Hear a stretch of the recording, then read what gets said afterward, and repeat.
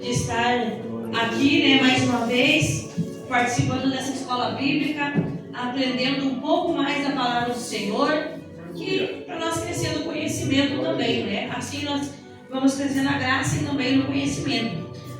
Vamos fazer uma oração então todos juntos. Senhor nosso Deus e nosso Pai, nessa noite, Senhor, diante da Tua presença nós estamos, ó Deus, e queremos agradecer ao Senhor por essa oportunidade que nós temos de estar aqui na Tua casa, na Tua presença, aprendendo um pouco mais a Tua palavra, entrando, Pai, em assuntos que vão abrir os nossos olhos, a nossa mente, Senhor, nessa noite, Pai, e nós venhamos guardar a Tua palavra na nossa mente, mas também no nosso coração, que nós venhamos ter, Senhor, Pai, meu Pai amado, preparado, Senhor, na palavra do Senhor, ó Deus. Nessa noite, Senhor, fala conosco através dessa escola, desse estudo, desta palavra. Usa teu vaso, pastor Carlos Salvia, mais uma vez, para ministrar essa lição sobre as nossas vidas, ó Deus, e que cada dia mais juntos, Pai, nós possamos aprender de Ti, Senhor. É o que nós te pedimos nessa noite, agradecemos crendo, porque sabemos que o Senhor está aqui no meio de nós, Senhor, e o Senhor se agrada quando a Tua igreja se reúne para aprender, para não ser confundido, para não ser enganado, Senhor. Então fica aqui, Senhor, fica aqui, Jesus, Espírito Santo de Deus, permaneça aqui no meio de nós e manifesta aqui a Tua vontade, o Teu querer. É o que nós te pedimos, meu Deus, em nome de Jesus. Amém? Amém. Vocês podem sentar, querido? Quero te convidar a abrir a harpa no número 33. Vamos louvar o louvor da harpa. E em seguida já vamos estar passando o pastor Carlos Salvia, que vai estar ministrando esta lição essa noite. Vamos cantar bem alegre, que Jesus merece, irmãos. Número 33 da nossa harpa. Com Tua mão segura bem a minha, pois eu tão fraco sou, ó Salvador, que não me atrevo a dar nenhum só passo sem Teu amparo, meu Jesus Senhor. Com Tua mão segura bem a minha, e mais unido a Ti, Jesus, ó, traze-me, que nunca me desvie de Ti, Senhor, a minha vida e luz. Com Tua mão segura bem a minha, e pelo mundo alegre seguirei, mesmo onde as sombras caem mais escuras, Teu rosto vendo, nada temerei. E se chegar à beira desse rio, que Tu por mim quiseste atravessar, com Tua mão segura bem a minha, e sobre a morte eu hei de triunfar. Quando voltares estes céus rompendo, segura bem a minha mão, Senhor, e meu Jesus, ó, leva-me contigo, pra onde eu goze Teu eterno amor. Glória a Deus. Vamos ver se meu pastor Carlos com as palmas que glorificam o nome de Deus. Bem forte. Glória a Deus. Aleluia. Glória. Aleluia. Santo Espírito de Deus. Glória a Deus. Saúde, irmão, na paz do Senhor Jesus Cristo. Amém, irmãos? Amém. Glória a Deus. Estamos para aprender um pouco mais da palavra de Deus. E vamos aprender na lição de número 3. A lição de número 3. A noite, a noite ficou para trás. Nós vamos atrasar aí uma lição, né? Então, eu falei, pastora, e a pastora disse para nós a lição de número 3. Então, os irmãos podem participar. Quantos irmãos tem revista aí? Quase todos, eu acho. Né? Carolina não tem, Carolina. Ela vai na camisa. Ela tudo ali, Ele vai me dar ela aqui. não é. Porque olha pro teu pai, pro teu pai, você fica contigo. Então, nós vamos ler o texto áudio. O texto áudio da nossa Bíblia, nós não vamos ler a leitura bíblica de graça para nós ganhar tempo, né? Então, vamos ler o texto áudio e a verdade prática. O título da lição, qual é o título da lição? O que mais? Ruth e Noemi, entrelaçadas pelo amor. O texto áudio diz assim, irmãos. Disse, porém, Ruth, não me instes para que te deixe e me afaste de ti, porque aonde quer que tu fores, irei eu, e onde quer que pousares à noite, ali pousarei eu. O teu povo é o meu povo, e o teu Deus é o meu Deus. Ruth 1:16. Vamos dizer todos juntos? Vamos dizer todos juntos, que nem coral, bem feito, todos juntos, numa só voz. Ninguém atrasa, ninguém adianta. Todos juntos. Disse, porém, Ruth, não me instes para que te deixe e me afaste de ti, porque onde quer que tu fores, irei eu, e onde quer que pousares à noite, ali pousarei eu. O teu povo é o meu povo, o teu Deus é o meu Deus. Ruth, capítulo 1, versículo 16. Então é muito importante, quando nós fazemos essa leitura bíblica, assim que nós fizemos agora, nós observarmos os pontos e as vírgulas, né? Para nós não fazer uma leitura corrida, né? Então, é importante. A verdade prática, ela diz assim: amar uns aos outros sem nada exigir em troca. Evidencia que Deus está em nós e nos une em relacionamentos fortes e duradouros, né? Então, o amor. O amor, ele não exige nada em troca, né? E mostra que Deus, ele está em nós. A leitura bíblica em classe, os irmãos têm a revista aí, eu creio que já leram, né?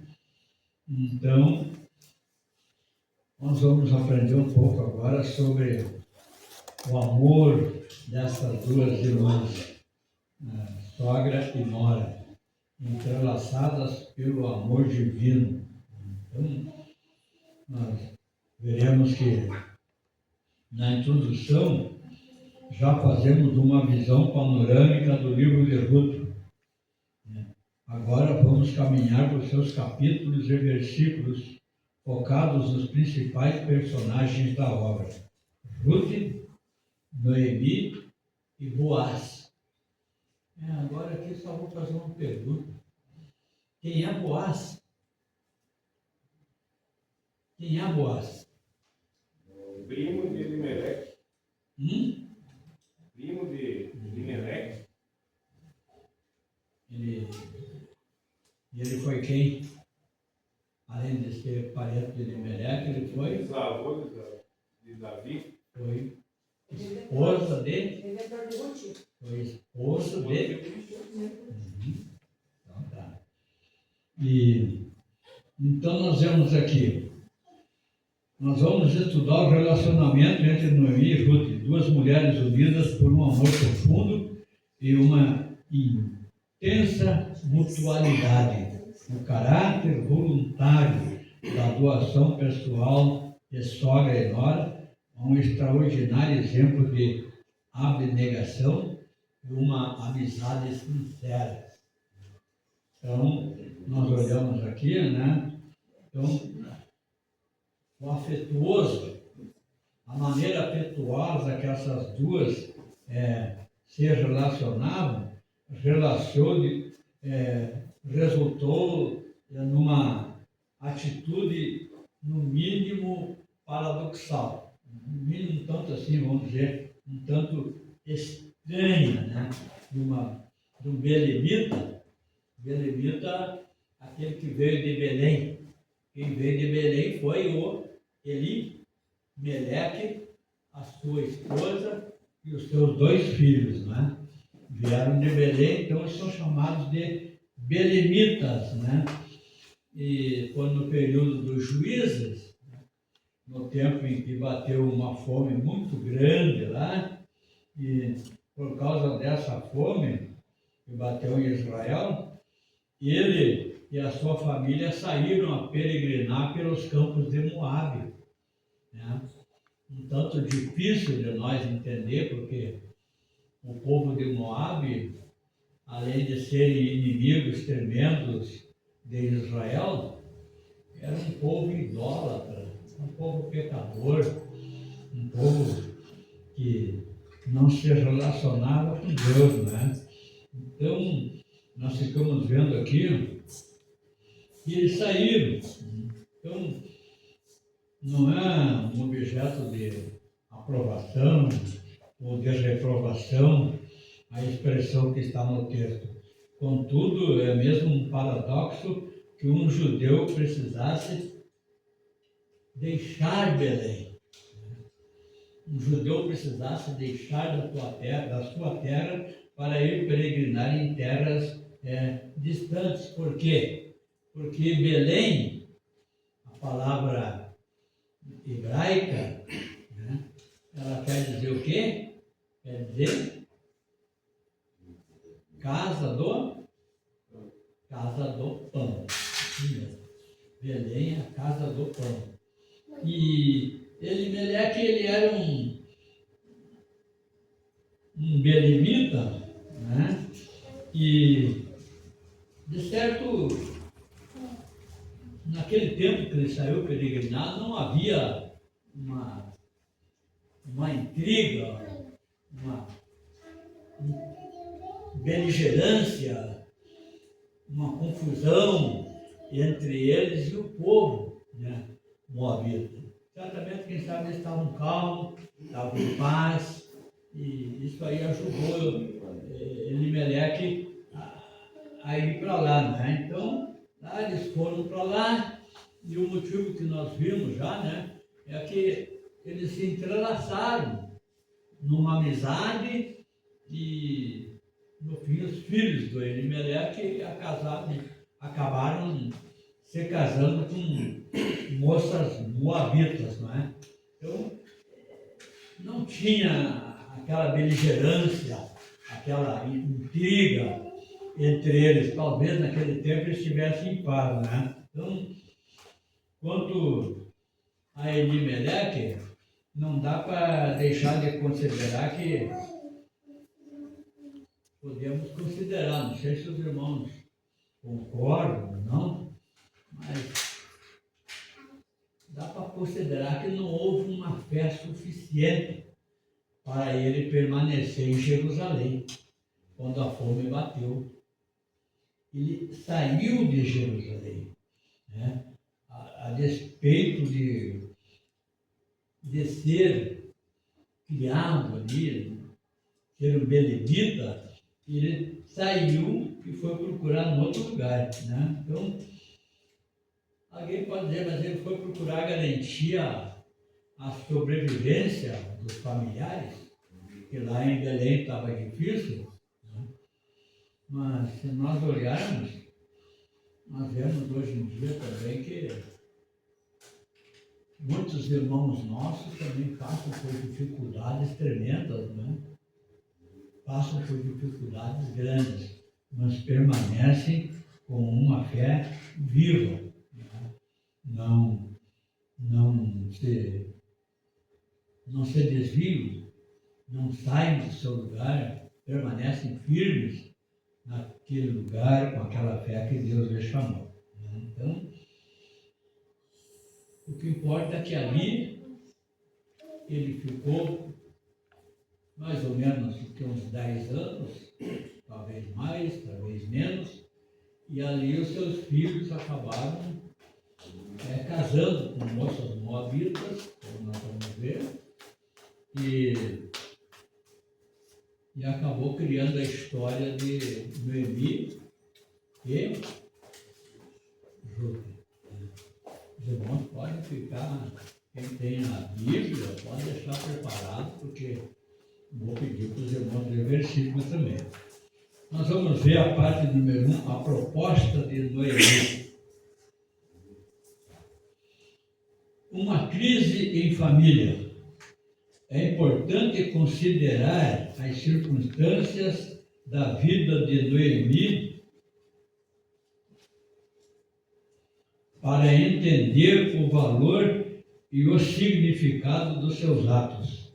Principal provedor da casa, o seu marido Elimeleque, no hebraico, significa, para quem tem esse nome ainda, meu Deus é rei. Elimeleque havia morrido. Seus filhos, Malom, no hebraico também tem um significado, esse nome Malom, que quer dizer doença. E Quilion, o significado de Quilion é definhamento. Doença e definhamento. Casaram-se e tiveram morte prematura, deixando viúvas as moabitas Ruth, que quer dizer amizade, e órfã, que quer dizer pescoço. Considerando a expressão que os nomes tinham na antiguidade, é bastante provável que Malom e Quilion não tivessem boas condições de saúde desde o nascimento. A vida de Noemi, que significa agradável, tornou-se amarga. Como ela mesma diz nos tempos depois, preferindo ser chamado de Mara, que significa o quê? Amargosa. Podem falar alto, não tem problema. Né? Estamos aqui para aprender. Então, nós vimos aqui os filhos dele, que já tinham idade para se casar, por mais que naquele tempo não havia uma idade certa para os rapazes, para as moças casarem. E vimos que, por exemplo, o Isaac ele se casou com 40 anos de idade. Né? 40 anos de idade, o Isaac se casou. Então, Malom, o filho mais velho, se casou com Ruth. E Quilion, o mais novo, se casou com Orfa. Então, pelo que nós vimos aqui, eles ficaram uns 10 anos lá com os moabitas, né? A permanência deles lá. Aí, nesse período, nesse tempo de 10 anos, além de Elimeleque, vieram a morrer os 2 filhos, né, de Noemi. Faleceram os 2. Que coisa triste, né? Então, os estudiosos da palavra de Deus, eles consideram que o próprio nome dele já estava dizendo. Um era doente, né? Malom, com o nome derivado da raiz hebraica Ra, né? Ya, que quer dizer estar fraco, ou então estar doente. Né? Então, nesse caso, ele teria uma criança doente. Desde pequeno, ele já sofria com enfermidade, né? E o mesmo autor afirma que Quilion também é um nome que tem conotações desagradáveis, visto que significa algo como ou definhando, ou falhando, ou mesmo destruição. É uma pessoa também problemática, né? problemática. Então, chegou o tempo que vieram a falecer. Não eram as pessoas cheias de saúde, como a gente sabe, né? Então, a gente vê que o Ruth significa amizade. O nome Ruth, o significado é de amizade. Agora, órfã, o nome dela é pescoço. É a mesma palavra que tem na língua moabita e na língua do povo, na língua hebraica, né? Então, é a mesma palavra. Então, quer dizer pescoço duro. Né? Às vezes, quando a gente quer falar com alguém que é teimoso, a gente não diz pescoço duro. Né? Pastor Wilson, é queixo duro, né? É queixo duro, rapaz. Não, mas essa aqui era pescoço duro. Né? Então nós vemos que Noemi, agradável, deleitável, no fim ela veio a tornar-se uma pessoa amargurada, uma pessoa sofrida pelos problemas que vieram sobre ela. Né? Perdeu o marido em terra estranha, perdeu os filhos em terra estranha, é para qualquer um assim desanimar. Né?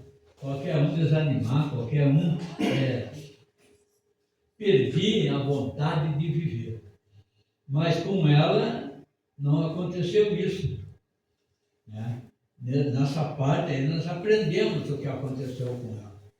Agora, na parte 2, nós vamos ver que ela tirou força da fraqueza. Ela tirou força da fraqueza, essa mulher. Né? Todas as pessoas, inclusive as cristãs, estão sujeitos aos dias maus. Eclesiastes 7, versículo 14. Quem tem ali a Bíblia aberta aí, acha Eclesiastes depois do Salmo, depois do Provérbios, né? Ache lá e leia para nós, né? Para nós ficar vendo o que diz lá, né? Eclesiastes.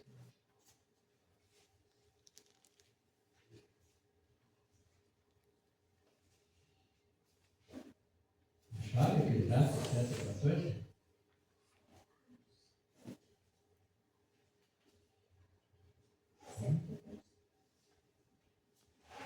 Então tá. Então eu vou ler, não achar, eu vou ler. No dia da prosperidade, goza do bem, mas no dia da adversidade, considera. Porque também Deus fez este em oposição àquele, para que o homem nada ache que tenha de vir depois dele. Então, no dia da adversidade, goza do bem. Aliás, no dia da prosperidade. Tá? No dia da prosperidade, goza do bem. Mas, no dia da adversidade, considera também. Deus fez um em oposição ao outro. Então, muitas vezes nós podemos, né, estar alegres, estarmos felizes, estarmos abençoados, mas daqui um pouco, quando menos esperamos, vem um dia diferente. Vem um dia diferente, como veio para Noemi, um dia de adversidade, um dia de problema, um dia de luta, um dia de sacrifício, tá? Mas nós temos que considerar, porque o salmista, o que ele fala? Que o choro dura uma e pela manhã vem a alegria. Né? É só nós perseverar na fé, é só nós ficar firmes na fé. Né? Então, Noemi, ela não tinha consciência, olhem bem, não tinha consciência disso enquanto enfrentava um furacão de problemas, né, que lhe roubou a alegria, assim como cada um de nós também, né? como cada um de nós não consegue, em tempos de crise, compreender de maneira clara o que o Senhor está exigindo de nós, o que o Senhor está pedindo de nós, né? Então, nós ficamos vendo que, por meio dos processos que Ele nos faz passar, processos que às vezes são dolorosos, que às vezes são sofridos, que às vezes traz sofrimento, né? Muitos não têm essa perseverança, essa força de Noemi, e muitas vezes acabam parando, desistindo, né, do caminho de fé. Então, a Noemi tirou força da fraqueza. Então, mesmo que seja difícil, se nós tivermos desenvolvido um relacionamento com o Todo-Poderoso, nós vamos conhecer o seu caráter santo, justo e bom, e vamos confiar que todas as coisas contribuem juntamente para o bem daqueles que amam a Deus, né? Daqueles que são chamados pelo seu de. Ela não escondeu os seus sentimentos, mas também não explorou eles através do que da autopiedade. Tem muita gente que aproveita um problema que surge, uma luta, uma dificuldade, e vai exercer a autopiedade, né? Pastor Wilson, mas Pastor Wilson, eu estou passando, Pastor Wilson, o senhor não pode me ajudar? Pastora Simone, me socorre aí, irmão Rodrigo, e assim vai, para um, para o outro. Autopiedade. Querem que as pessoas sintam dó, que as pessoas fiquem com pena, né, deles por causa disso aí. Uma autocomiseração, né? Uma autocomiseração. Então, começam assim, não é? Isso pode ser observado que nós podemos ver em dois momentos distintos. O primeiro foi quando se levantou ela com as suas duas noras. Se levantou e voltou dos campos de Moabe. Porquanto lá na terra de Moabe, ela ouviu o quê? Ela ouviu que lá na terra dela, Deus voltou a dar prosperidade. Ela ouviu isso aqui e ela se levantou com a sua nora e voltou lá dos campos de Moabe. Porque ouviu que Deus tinha visitado o seu povo dando-lhe pão. Está lá em Noemi, capítulo 1, versículo 6, os irmãos querem ler, né? Então, Noemi estava desolada, mas ela não estava prostrada, ela não estava derrotada, ela não estava vencida, né? Ela estava firme no seu propósito. Não podemos deixar de agir e cumprir as nossas obrigações, né? As nossas obrigações do dia a dia, quando as tristezas querem nos consumir. É o que acontece com muitos que não têm uma fé genuína, que não têm uma fé pura, que não têm um conhecimento da palavra, que não têm um ligamento firme com Deus, uma comunhão firme com Deus. Quando veio as tristezas, quando veio os problemas, largam de mão. Aí passa aí uma semana, duas, um mês, daqui um pouco volta, né? Volta, porque Deus, como aconteceu aqui, Deus visitou Noemi, né? Visita, eles voltam contentes. Então eles não têm aquela força, aquela fé, né? E faz eles sucumbir, né, a cada problema que acontece. Os nossos deveres diários contribuem muito para o processo da superação, de nós superarmos, né, as nossas angústias, os nossos problemas, as nossas lutas. É para isso que o Senhor nos dá graça. o Salomão escreveu Provérbios 24:10. Fica tudo pertinho aí, um do outro Provérbios, né? Fica perto do Salmo, fica perto de Eclesiastes, fica perto, né? Provérbios 24:10. Achou? Sim. Pode ler.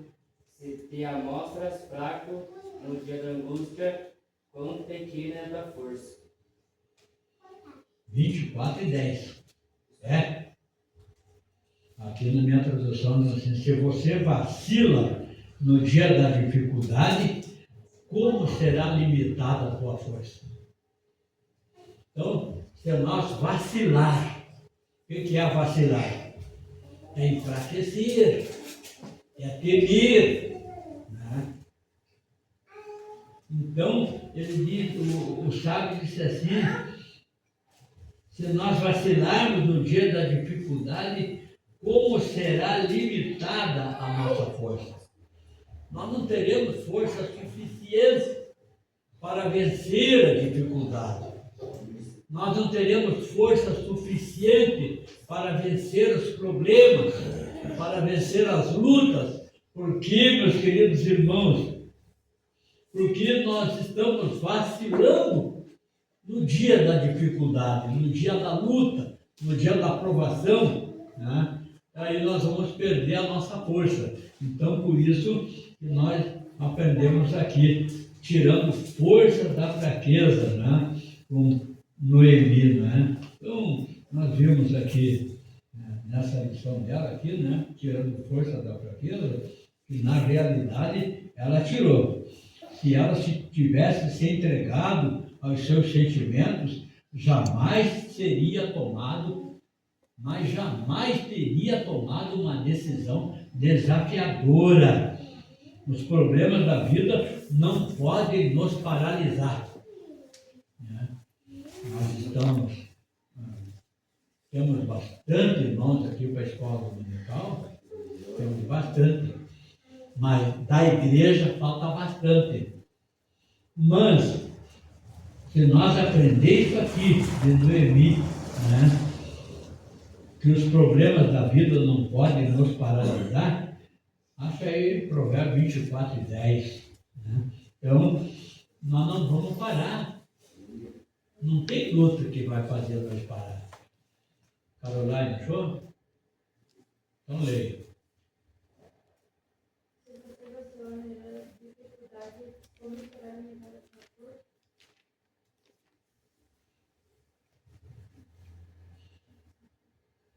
Ela leu fraquinho. Mais alto, Carol. Mais alto. Se você vacilar no dia da dificuldade, como será limitada a sua força? Pois é, isso aí, viu? Está ali, ó. Provérbios 24:10. É isso que eu estava falando aqui, né? Nós não podemos nos limitar, nós não podemos nos entregar, nós temos que buscar em Deus, não é? Tirar fraqueza, tirar força da nossa fraqueza e buscar poder no Senhor que está conosco, para nós continuarmos a sermos vencedores. A parte 3 diz assim, que ela, sem manipulação emocional, sem manipulação emocional. Agora eu pergunto, o que é manipulação? O que é manipulação?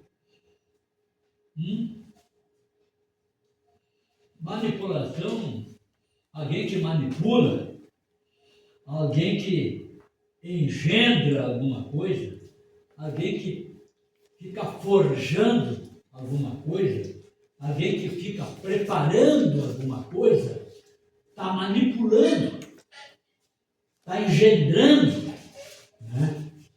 Algum plano, alguma ideia, né?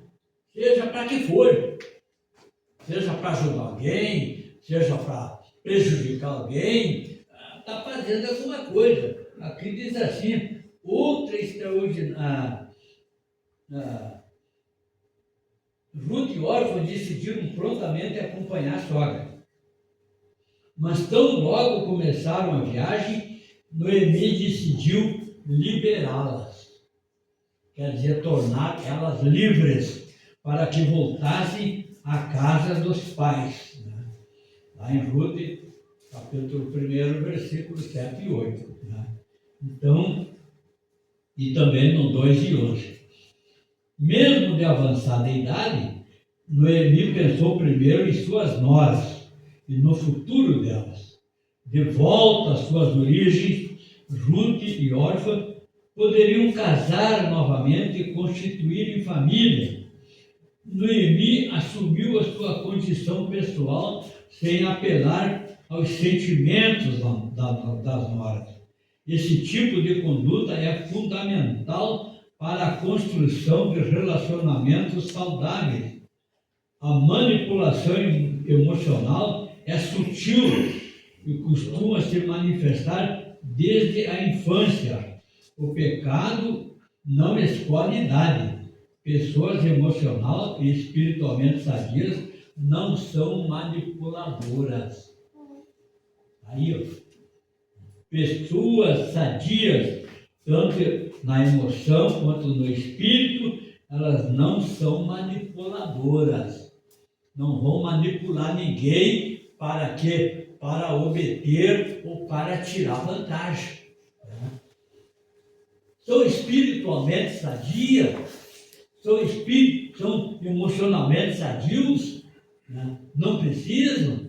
Se surgir algum problema, se surgir alguma luta, eles sabem suportar por causa da sua espiritualidade, né? Então, nós vimos aqui, né? Noemi, ela soube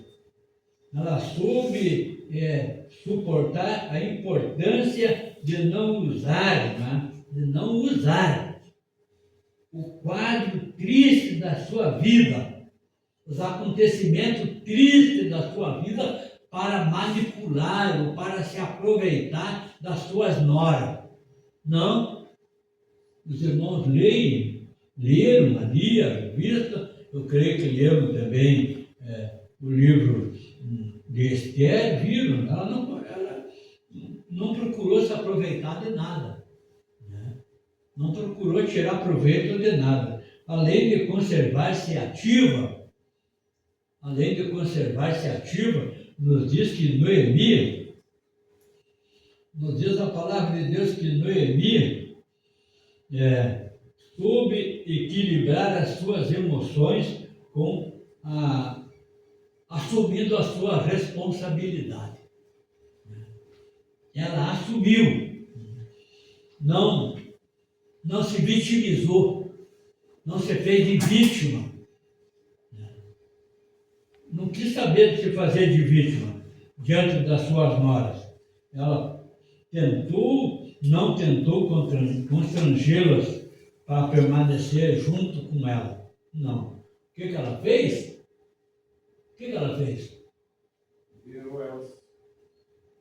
Ela pediu para ficar com ela, mandou elas de volta para a casa dos pais.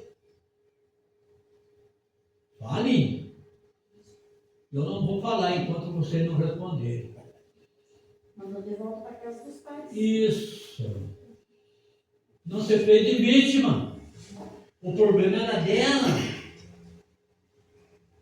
Ela mandou, era moça ainda, moça nova, mandou para casa lá. Vão para casa do pai. Vocês podem casar, vocês podem ter filhos ainda. Eu não tenho mais condição de ter filho para ser marido de vocês. Então voltem para lá. Né? Não se vitimizou, não é? Então, nós podemos olhar, já podemos entender uma mulher idosa, né? Como Noemi era uma mulher idosa, precisa sempre de alguém perto para ajudar. Não é o caso? É o caso. Eu tinha minha mãe, eu tinha meu pai, eram idosos, os irmãos sempre procuravam estar perto lá, meus irmãos, eu, sempre perto deles. Eu creio a mesma coisa a pastora Simone, o Wilson, os irmãos, né? Tem os pais já de idade, né? Estão por perto para ajudar. Noemi, ela não se vitimizou, né? Ela mandou ele de volta. Então, volte,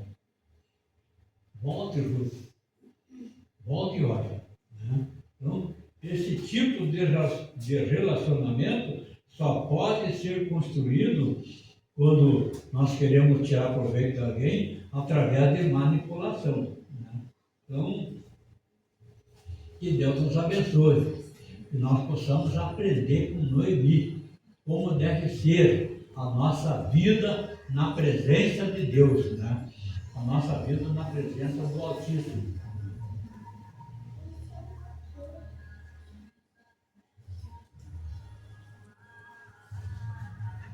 Então,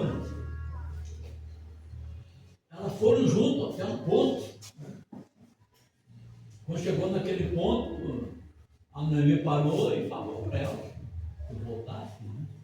Que voltasse. Uma disse que não voltava, mas no fim acabou voltando. Daí a Noemi falou com a Ruth e disse assim: olha a tua cunhada, volta com ela, fica lá com ela, né?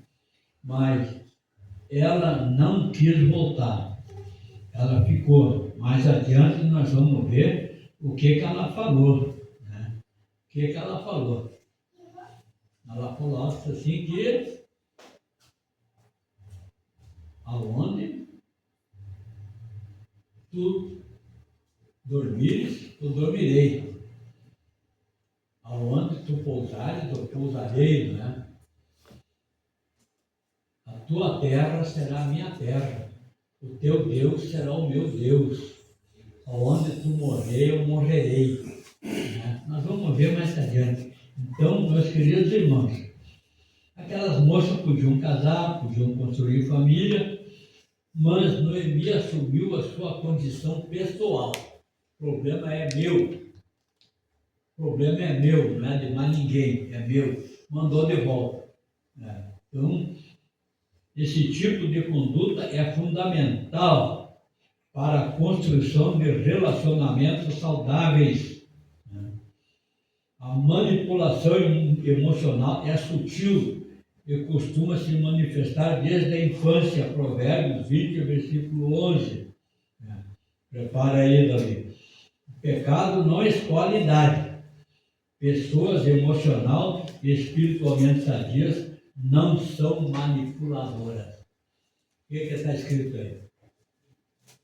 20, versículo 11. Até a criança se dará a conhecer pelas suas ações, se a sua conduta é pura e reta. Viu?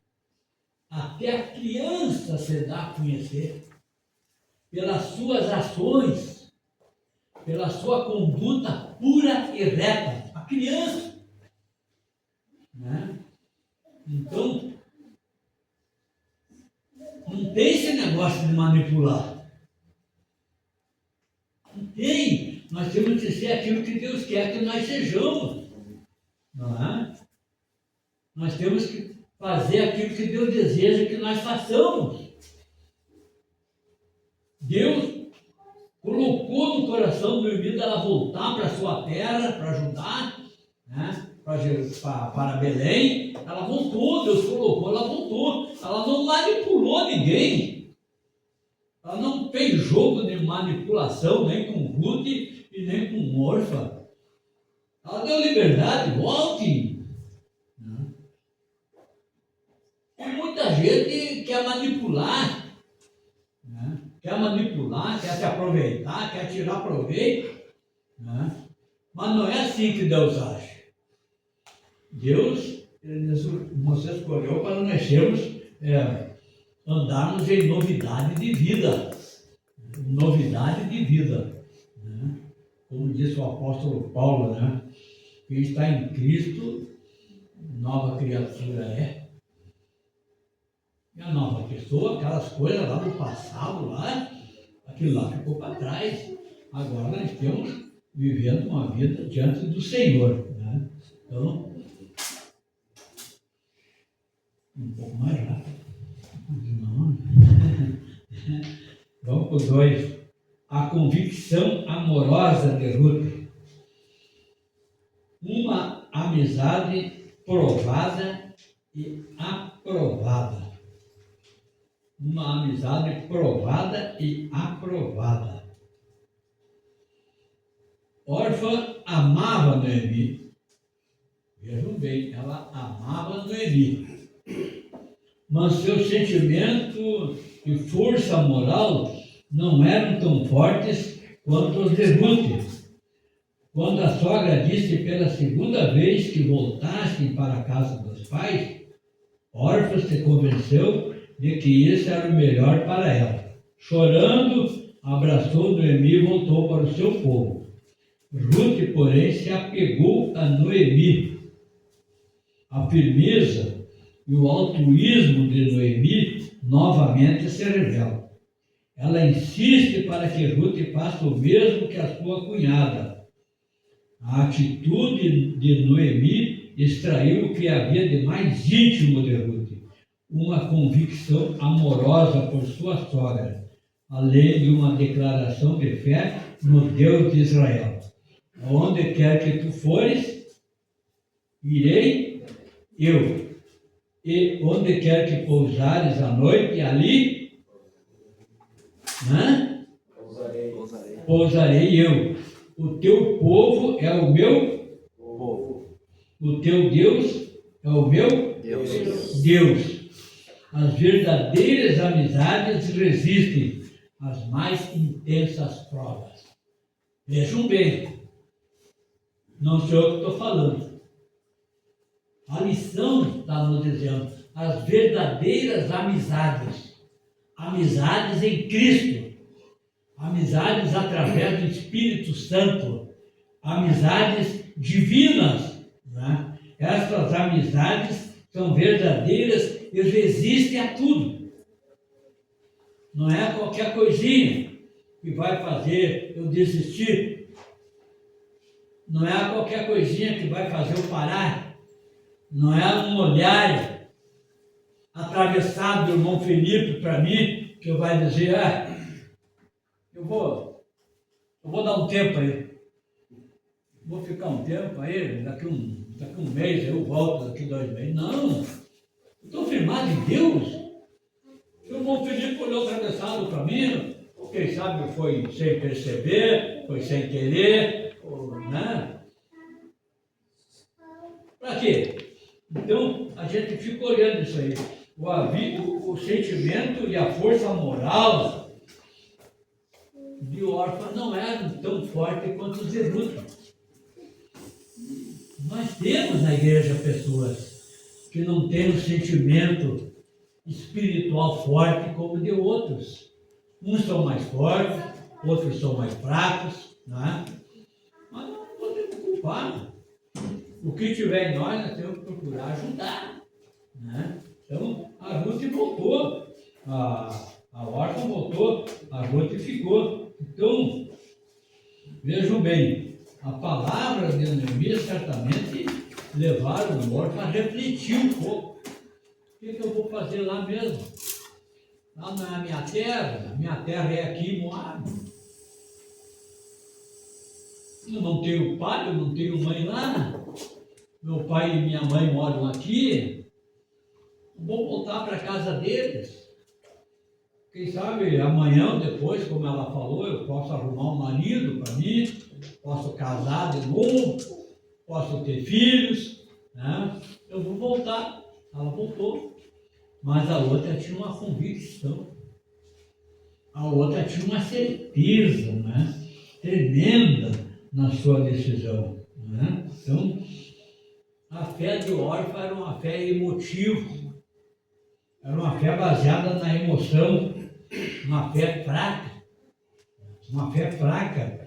Infelizmente, muito se vê disso no nosso cristianismo atual. Os irmãos, os pastores, principalmente, queridos, conhecem.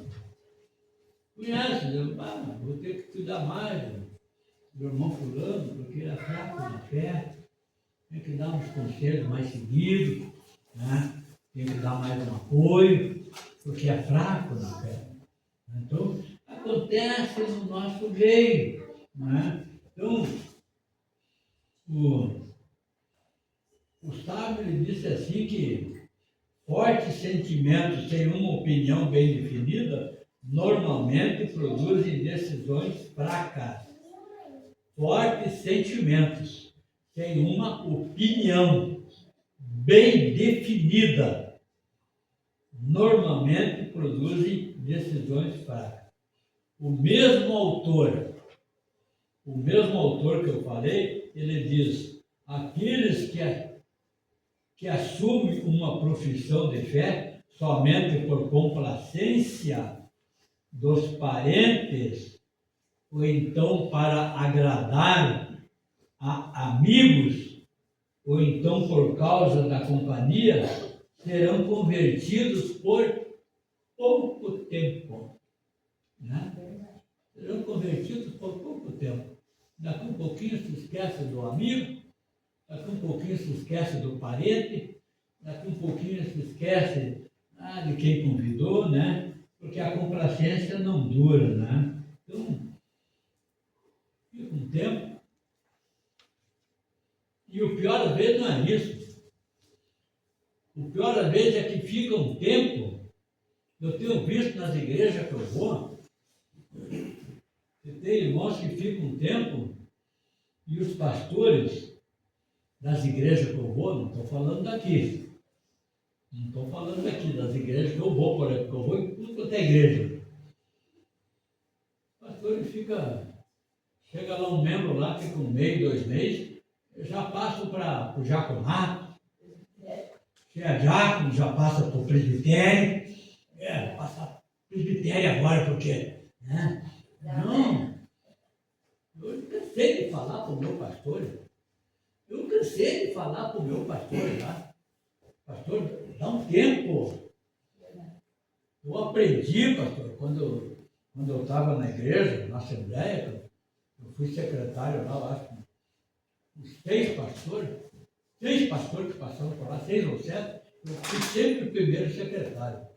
Quando nós recebíamos alguém com uma carta de presbítero, ou de diácono, ou de evangelista, eu dizia: pastor, o senhor fala que o senhor vai deixar 6 meses para conhecer bem, para saber bem como é que é o ministério dele.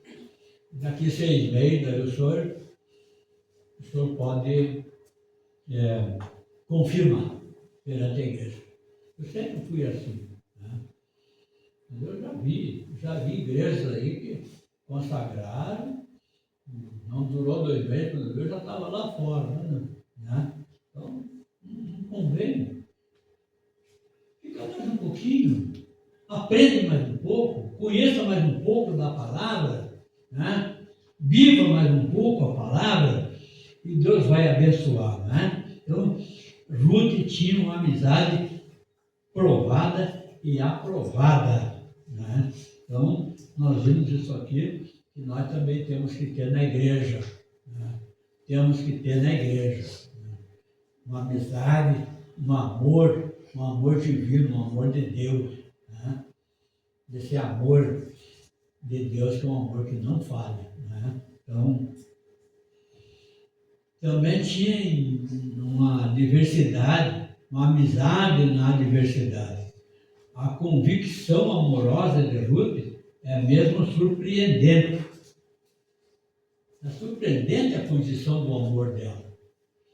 Né? Então, Salomão escreveu que o amigo ama em todos os momentos.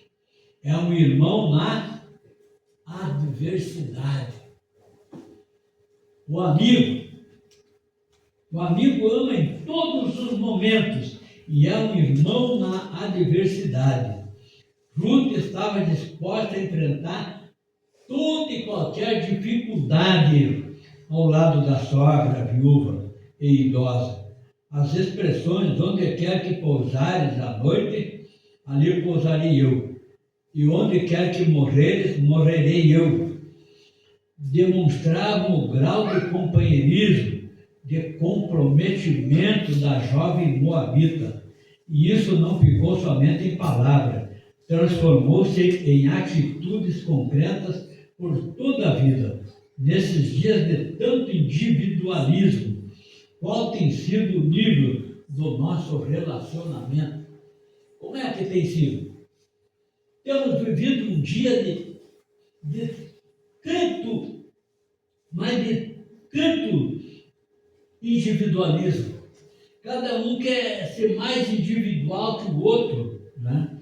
Cada um quer ser mais individual que o outro, né? Então, o irmão Felipe é presbítero, mas eu quero ser evangelista. Eu quero ser evangelista. Eu vou falar com os pastores aí que eu quero passar a ser evangelista. Prego mais com o irmão Felipe? Conheço mais que o irmão Felipe? Por que eu não posso ser evangelista? Ah, mas se eu soubesse o que é o trabalho do evangelista. O trabalho do evangelista é evangelizar, é sair, é ganhar alma, né? É orar, é buscar as almas, os perdidos, trazer para a igreja. O trabalho do presbítero é estar ao lado do pastor, da pastora, ajudando a cuidar da igreja, a cuidar dos membros. Né? Esse é o trabalho, porque o evangelista é um co-pastor. Né? É um co-pastor. E o evangelista é para evangelizar.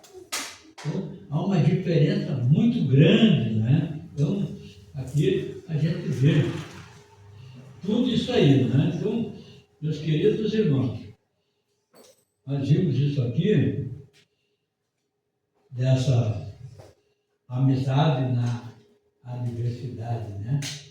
Então, tem sido criada por muitos e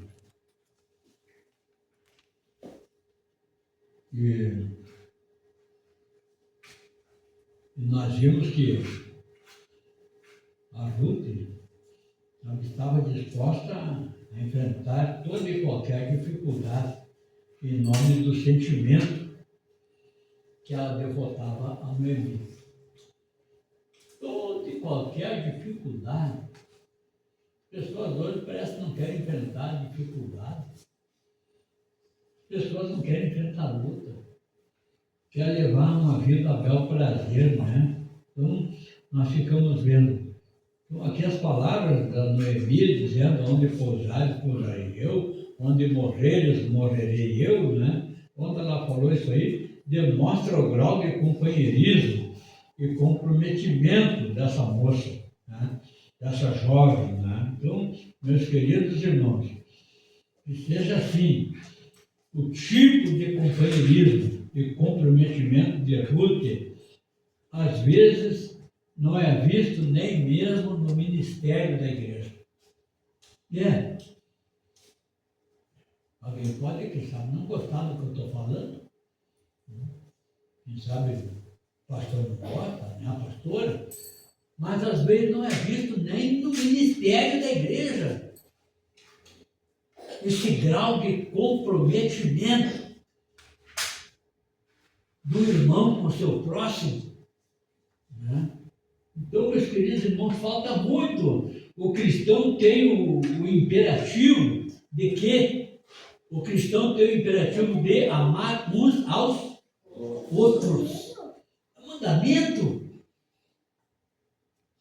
de nós nos amar uns aos outros. Então, é um combustível indispensável para amizades verdadeiras e duradouras em Cristo Jesus.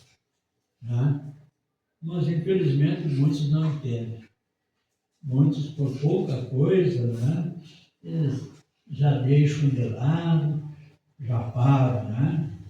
E não querem mais nada com isso. Mas que Deus nos guarde, né? A parte 3, pastora, são 9 horas. Mas assim, 15 minutos nós terminamos. no amor prático. Chegando a Belém, Ruth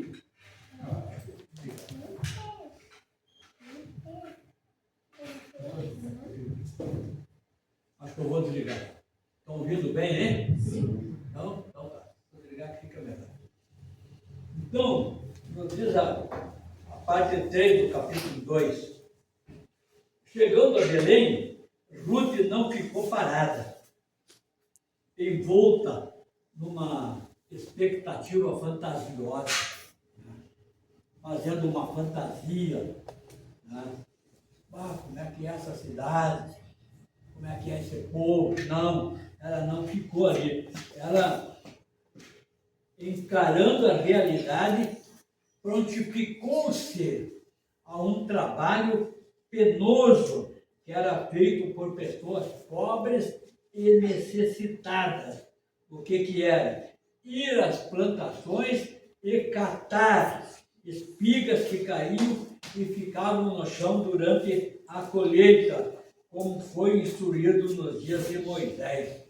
Então, aí nós ficamos vendo, né, o amor, esse amor prático de Ruth, né, não era apenas verbal, não era apenas sentimental, era um amor prático. Ela colocou em prática, né? Ela não ficou parada em volta numa expectativa fantasiosa. Ela dedicou-se ao trabalho diário nos campos de Belém, né? E está crescendo, hoje está crescendo nos nossos dias a chamada teologia de Quashim, que embora reúna os conselhos práticos, um deles extraídos das Escrituras Sagradas, tem sido criados por muitos como um meio fácil de alcançar sucesso na vida, que é o Evangelho pregado por muitos, que é o Evangelho da prosperidade, não é? Isso produz uma espiritualidade superficial que desconsidera a necessidade de percorrer caminhos difíceis, porém caminhos reais, e a prática fiel e perseverante dos princípios da palavra de Deus serem elevadas pretensões, como fez Ruth na sua dura vida em Belém. Tira essas nossas pretensões, né? Tira, né? Ficamos desfocados, como fez Ruth, né, no princípio da palavra, né? Ficamos sem essas pretensões, né, de trabalhar nos campos lá de Belém para colher como os pobres colhiam, né? Então, para que ela fazia isso? Para ajudar a sua sogra a ter mantimento para se manter. Então, a sua sogra, como nós falamos, era uma pessoa idosa, uma pessoa velha, não tinha como sair para o campo, né, catar espiga, ela ela juntava e voltava para casa de tardezinha, trazendo as espigas de trigo, de cevada, seja o que for, para servir de alimento para elas, né? Então, esse é um amor prático, um amor mútuo, um amor que pouco se vê hoje em dia, porque a maioria das igrejas, meu Deus do céu, só querem pregar prosperidade, enriquecimento, né? A pessoa deixa a palavra de lado para procurar enriquecer. Então, não vou parar, ela falar com o pastor dele, mas depois vocês vão conhecer, né? Aparecer aqui amanhã depois, né? É só prosperidade, é só riqueza. Mas, então vejam bem, então, é esse símbolo aí, é esse princípio bíblico extraído de Ruth e do seu trabalho nos campos de Boaz, que reflete os ensinos dos dias de Moisés. Era lei. Os ricos não podem receber ou reter para eles toda a riqueza. Aí tem a lei da repartição. Mas também eles não são obrigados a alimentar o ócio dos pobres. O que é ócio, senhor? O que é ócio? Quem está estudando? Caroline, Davi.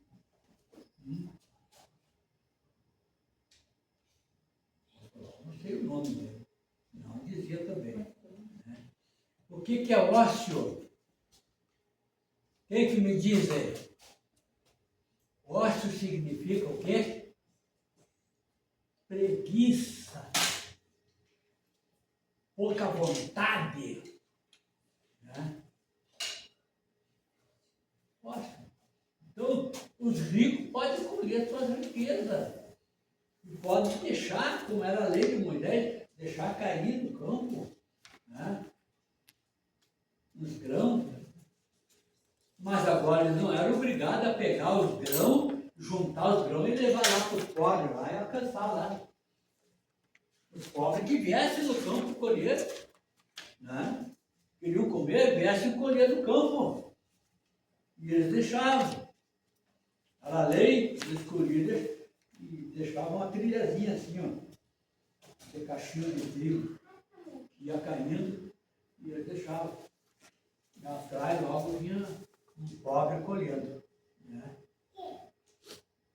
Porque o trigo amassado vira o quê? Vira farinha. E virando farinha, vira pão, não é? Era assim. Mas eles não eram obrigados a juntar tudo e depois separar um tanto e levar. Não. Não eram obrigados a alimentar o ócio dos pobres, não é?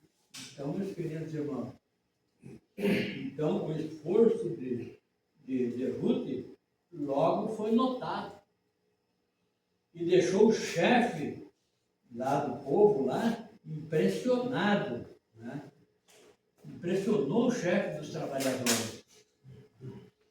Então ela recolhia tudo e levava para a sogra, tendo o cuidado de reservar para Noemi o que sobrava até do seu próprio alimento. Até do seu alimento ela cuidava para sobrar para a sogra. Né? Mas que coisa maravilhosa! João disse assim que devemos amar não da boca para fora, mas de fato e de verdade.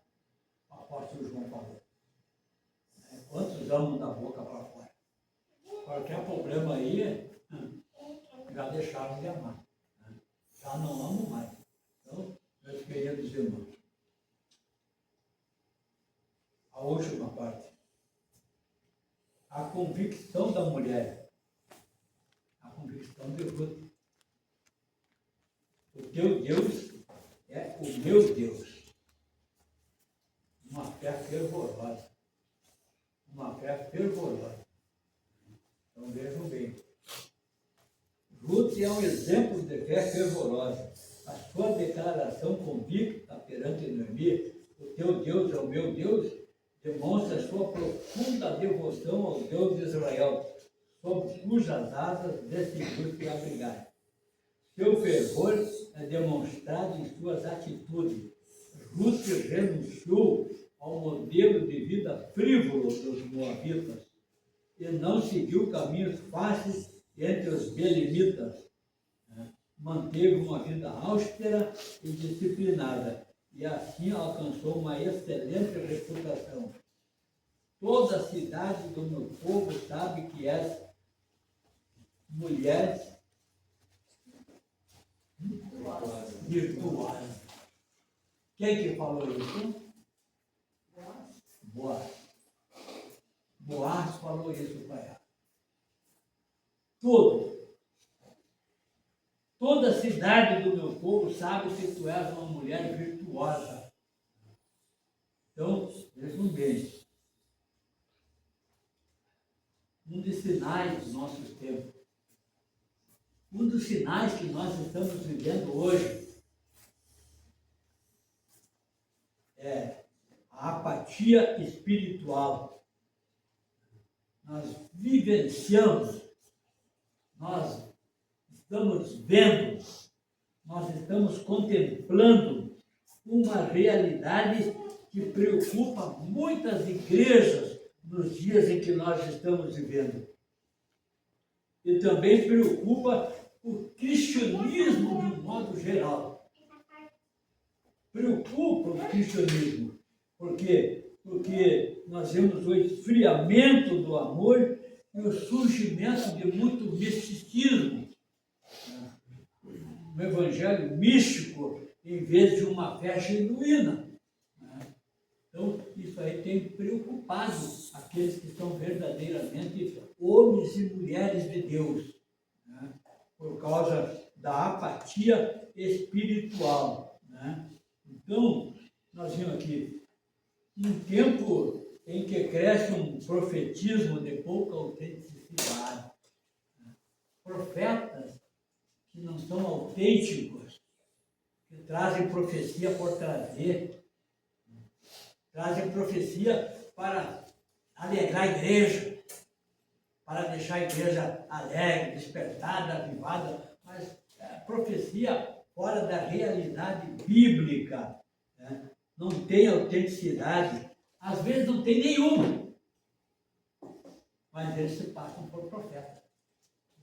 Então vejam bem, não se trata de visão pessimista, não é visão pessimista, mas é uma visão realista, à luz clara das Escrituras Sagradas, à luz clara da Palavra de Deus, né? A palavra diz assim que nós devemos julgar as profecias. Nós podemos julgar. Se forem verdadeiras, o profeta falou, se a profecia for verdadeira, vai acontecer.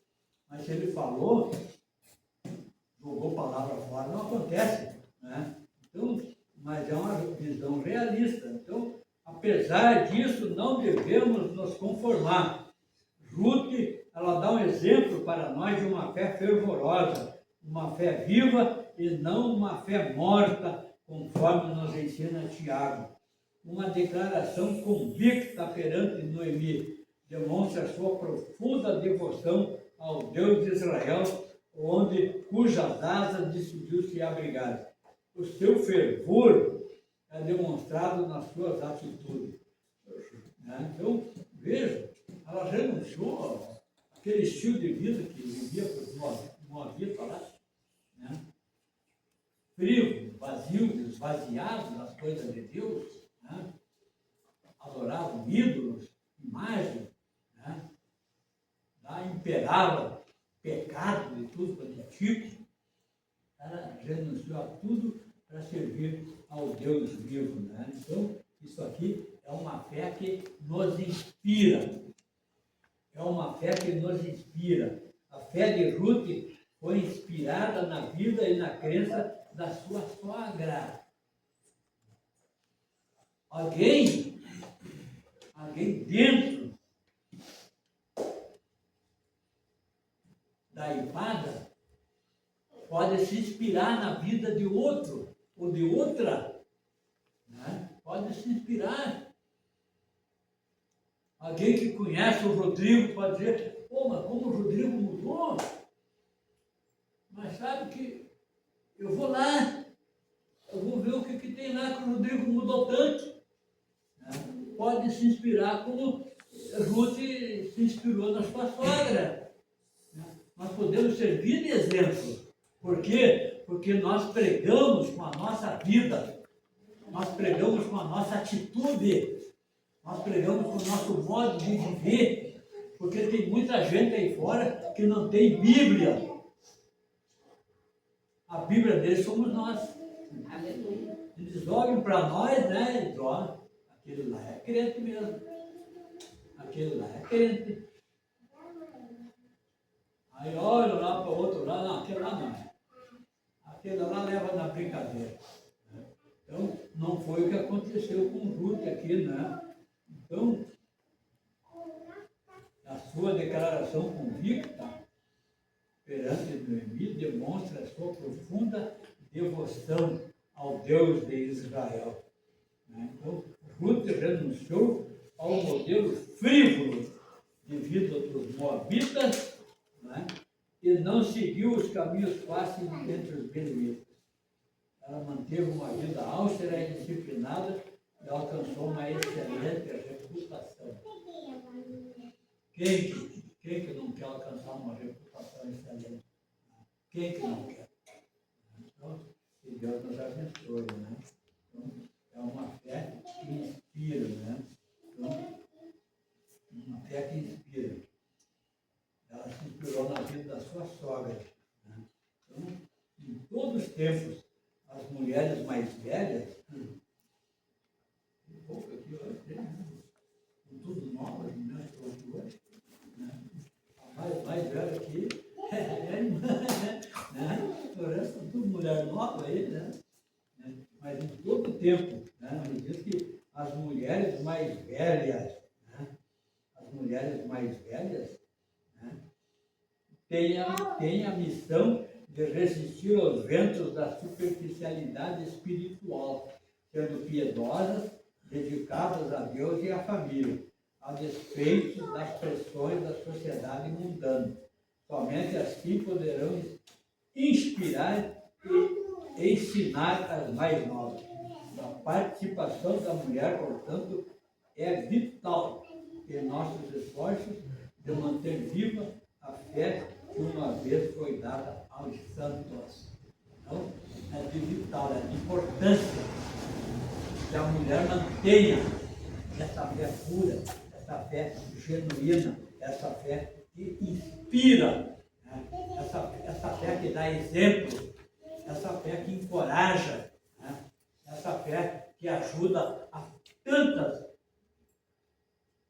moças novas, mulheres novas, que não têm aquela experiência, que não têm aquele conhecimento, que não têm aquela sabedoria que as mais velhas têm, no conhecimento baseado na palavra de Deus e na direção do Espírito Santo, né?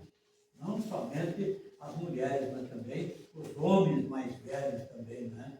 Instruindo os jovens novos, né? A levarem uma vida de fé, né? Consagrada. A sensibilidade sobre liderança. As Escrituras evidenciam a profunda sensibilidade espiritual da mulher. Um exemplo disso é o fato de terem sido as primeiras a testemunhar e crer na ressurreição de Jesus. É de grande valor quando esse extraordinário potencial feminino é reconhecido e floresce sob uma liderança séria, que orienta o trabalho da mulher, evitando que ela seja explorada na sua fé. Então, vejam bem, né? É de reconhecimento. Por quê? Porque nós sabemos. Quem é que não sabe?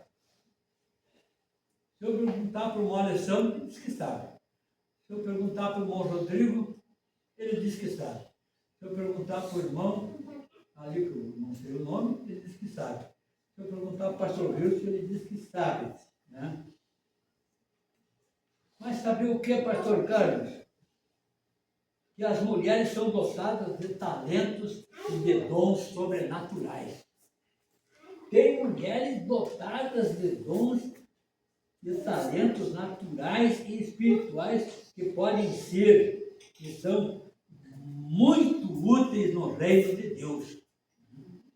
São muito úteis. Tem mulher que é uma bênção. Tem irmãs que são bênçãos dentro da igreja. Então, tem uma utilidade tremenda no trabalho no reino de Deus, né? Para aconselhar, né? Para orar, para pregar, para evangelizar. Então, contudo, é inafastável que também se reconheça, né? Devemos reconhecer que em muitos casos, na maioria dos casos, Deus deu ao homem o talento de liderar. Mas Deus não deixou a mulher parada lá no canto. Lá. A mulher tem dom, a mulher tem talento. A mulher que tem esses dons, que tem esse talento, que tem conhecimento, que tem sabedoria divina, ela lidera também. Ela lidera e ela é uma bênção aqui na sensibilidade sobre a sua liderança. Então, nós devemos saber, devemos conhecer. Né? Como aconteceu com a Noemi, né? Que soube liderar, que soube aconselhar, né? A Ruth. Né? Aí colher trigo lá nos campos de Boaz. E no fim acabou casando com Boaz, como nós vamos ver lá mais adiante, lá, e do casamento dele nasceu o pai do rei Davi, né? Obed, né? Obed. Mas isso será mais adiante. Porque aqui é isso aqui, ó, né? Sensibilidade sobre liderança. Então, é de grande valor quando esse extraordinário potencial feminino é reconhecido e floresce sob uma liderança séria que orienta o trabalho da mulher, evitando que ela seja explorada na sua fé. Então, que Deus nos abençoe, que Deus nos dê da sua graça. Né? Então, para nós concluir, o relacionamento entre Noemi e Ruth nos ensina quão precioso para Deus é o amor altruísta. Ao pensarem uma na outra e se dedicarem ao cuidado mútuo, ambas foram alcançadas pelo favor divino. Em um mundo tão narcisista, o Senhor espera que doemos mais uns aos outros. A família é o primeiro ambiente no qual o amor deve ser praticado. E o segundo é na igreja local. Então, que Deus nos abençoe, que Deus nos dê da sua graça. Eu não sei se os jovens aqui, aprenderam alguma coisa, né? Não aprenderam? Aprenderam? Vamos lá, menina. Vou fazer umas perguntas, tá? Vamos ver se aprenderam, tá bom? Vamos fazer uma perguntinha bem fácil aqui. Qual foi a atitude de Noemi que revela o seu altruísmo? A vocês aí. Davi, você é inteligente, Davi. Foi a atitude dela de liberar quem? As suas noras para voltar para onde? Para voltar para a casa dela, né? Tá? Então, não faço pergunta, estou dizendo, né? Então, como se revelou o amor prático de Ruth? Como é que foi revelado? Codificando-se a um trabalho humilde e penoso, que era feito por pessoas pobres e necessitadas. Realmente, isso aí. Trabalhou muito nos campos de Boaz. E o seu esforço, né, impressionou o chefe dos trabalhadores. Né? Então, é isso aí, não vou fazer mais nada. Mas na outra aula, se eu vim dar, se prepare.